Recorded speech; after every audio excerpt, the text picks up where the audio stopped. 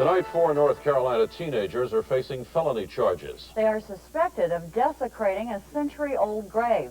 And as News 3's Regina Mobley tells us tonight, there is concern among the community that the teens may have been practicing Satanism. When Arrowhead Beach residents set out to find a missing road sign earlier this month, they found something else, something horrifying.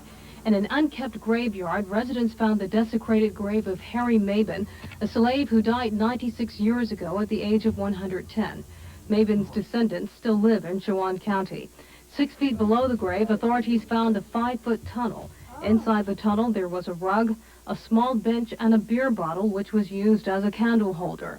Following an investigation, 4 Arrowhead boys aged 14 to 16 were identified as the suspects. The remains of Harry Mabin were found in the 16-year-old's home. They just said that one Friday night they just didn't have nothing to do and decided to come down here. Well, they all gathered up at one boy's house, and one of them said, "Let's go dig a grave up." And so that's how it started. But local pastor Reverend Harry Jarrett does not buy that simple explanation. This is a trend that we're going to see more of in the future as people no longer have any respect for the dead. Satanic worship seems to be popping up around in various areas. And the first step to this would be desecrate a cemetery, go in there and dig up something of the dead. News 3 has learned at least 2 of the suspects have read about Satanism. This isn't the only grave tampering incident in northeastern North Carolina.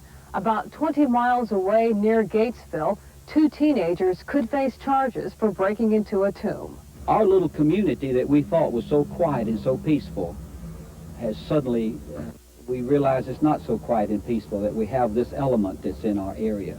Authorities say the Gates County incident and the Chowan County desecration are not related.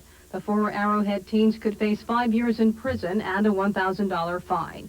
From Arrowhead Beach, North Carolina, Regina Mobley, News 3.